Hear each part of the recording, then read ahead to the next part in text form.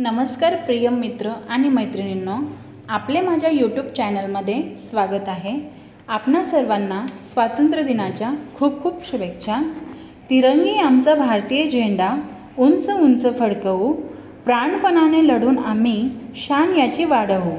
आदरणीय प्राचार्य, शिक्षक, उपस्थित सर्व पाहुणे आणि माझ्या सर्व प्रिय मित्रांनो, आज आपण येथे देशाचा स्वातंत्र्य दिन साजरा करण्यासाठी मोठ्या उत्साहाने आणि आनंदाने जमलो आहोत।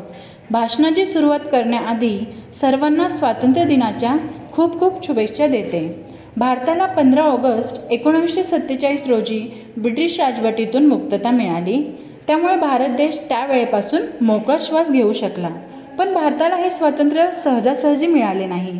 त्यासाठी भारतातील भरपूर स्वातंत्र्य सैनिकांनी लढा दिला। त्यामध्ये सुभाषचंद्र बोस, मंगल पांडे, भगत सिंग, राजगुरू, सुखदेव अशा अनेक स्वातंत्र्य सैनिकांनी आपल्या प्राणाची पर्वा न करता देशाच्या स्वातंत्र्यासाठी लढा दिला आणि प्राणाची आहुती दिली। आपल्यावर या स्वातंत्र्य सैनिकांचे बलिदानाचे ऋण आहे। स्वातंत्र्य दिनाच्या दिवशी या सर्व स्वातंत्र्य सैनिकांचे स्मरण आपण करतो। या दिवशी सर्व कार्यालय, सरकारी हॉस्पिटल या सर्वांना सरकारी सुट्टी दिली जाते। शाळा, महाविद्यालय यामध्ये सकाळी आनंदाने विद्यार्थी देशावरील गीत गातात। जाता जाता एक शपथ घेऊ इच्छिते की भारताचे स्वातंत्र्य आपण जसे आपल्या हाती मिळाले आहे तसे ते आपण टिकवले पाहिजे। एवढे बोलून मी माझे भाषण संपवते।